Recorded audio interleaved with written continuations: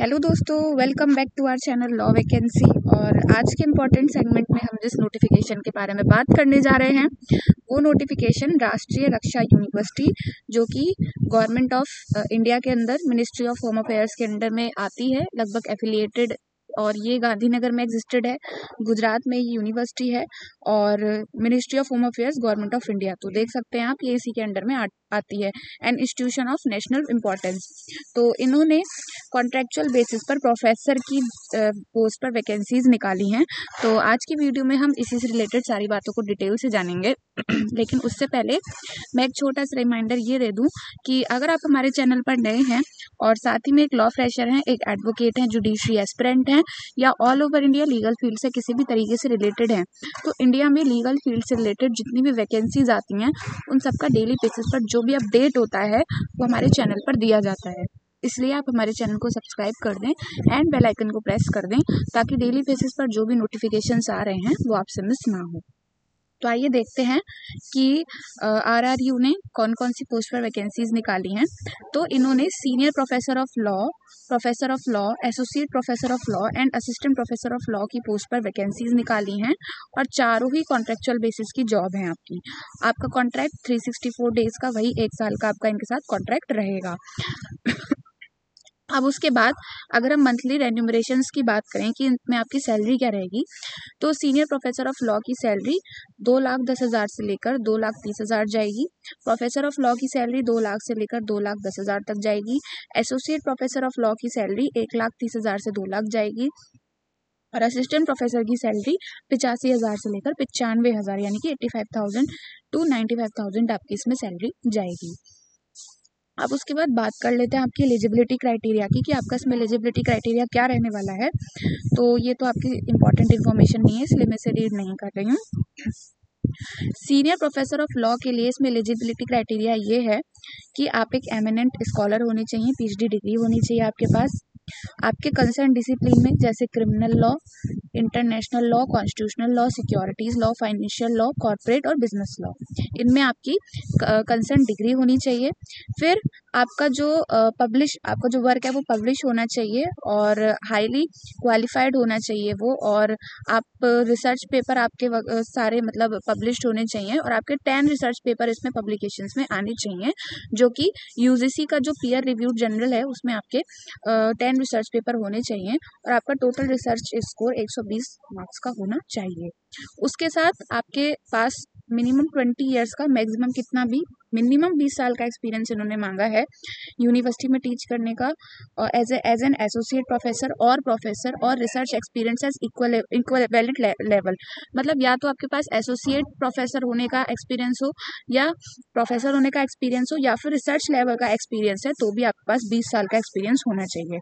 फिर और में इन्होंने यही लिखा है, मैं इसे रीड आउट नहीं कर रही, सेम चीज़ यहाँ पर लिखी गई है। 20 साल का एक्सपीरियंस चाहिए, पीएचडी डिग्री होनी चाहिए, कंसर्न डिसिप्लिन में आपके पास आपकी डिग्री होनी चाहिए, पीएचडी।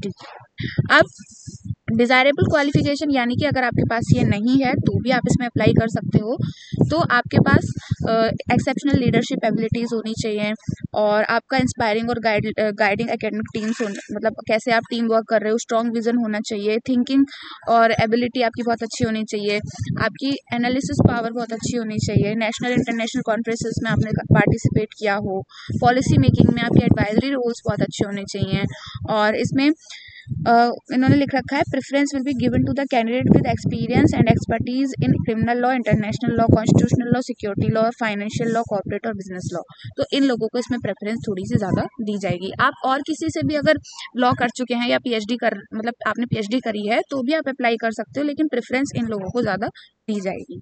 अब दूसरी पोस्ट के बारे में बात करें जो कि प्रोफेसर ऑफ लॉ है, इसमें आपके पास पीएचडी की डिग्री होनी चाहिए आपके कंसर्न डिसिप्लिन में, criminal law, international law, constitutional law, security law, financial law, corporate law, business law. अच्छा, इन्होंने ये मेन चीज़ इधर इसलिए लिख रखी है क्योंकि इसमें इनकी प्रेफरेंस रहेगी, मतलब ये इसी डिसिप्लिन में आपकी, मतलब अगर आपकी पीएचडी इसी डिसिप्लिन में है तो आपको प्रेफरेंस थोड़ी सी ज़्यादा देंगे। लेकिन ऐसा नहीं है कि अगर आपकी किसी और सब्जेक्ट में पीएचडी की डिग्री है तो आपको प्रेफरेंस नहीं मिलेगी। फिर उसके बाद आपके 10 रिसर्च पेपर पब्लिश होने चाहिए और साथ ही में आपका टोटल रिसर्च स्कोर 120 मार्क्स का होना चाहिए।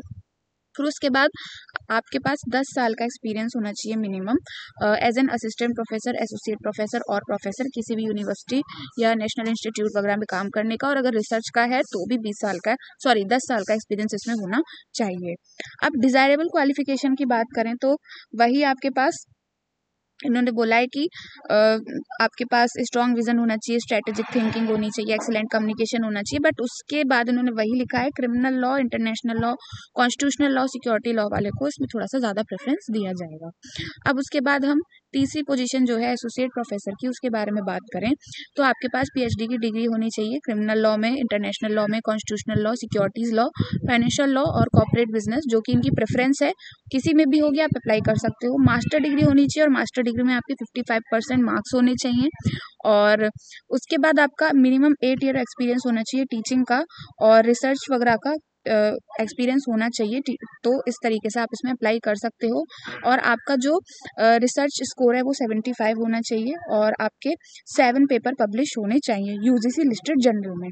फिर उसके बाद डिजायरेबल क्वालिफिकेशन वही क्रिमिनल लॉ वाले को, मिलिट्री लॉ को, इंटरनेशनल लॉ को, इसमें नया मिलिट्री लॉ ऐड किया उन्होंने थर्ड वाले में, international law, law of sea, maritime law, constitutional law, international humanitarian law, financial law, corporate law, business law, इन लोगों को इसमें प्रेफरेंस ज़्यादा दी जाएगी।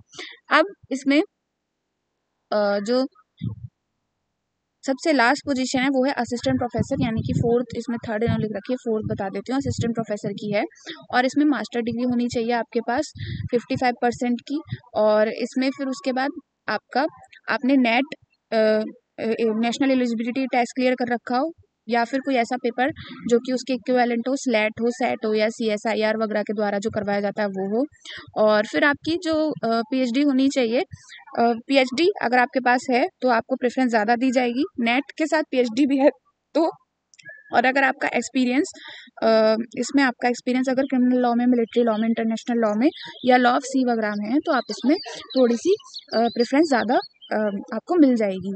तो इसमें इन्होंने किसी भी तरीके का एक्सपीरियंस मेंशन नहीं किया है, तो इसमें फ्रेशर्स अप्लाई कर सकते हैं, जिन्होंने नेट क्लियर किया है वो भी, और जिनके पास पीएचडी है वो भी। तो लास्ट पोस्ट में फ्रेशर्स अप्लाई कर सकते हैं, बाकी अब पोस्ट में आपके पास एक्सपीरियंस होना ज़रूरी है। तो ये थी सारी इन्फॉर्मेशन एलिजिबिलिटी क्राइटेरिया से रिलेटेड। अब हम बात करते हैं कि आप इसमें अप्लाई कैसे करेंगे।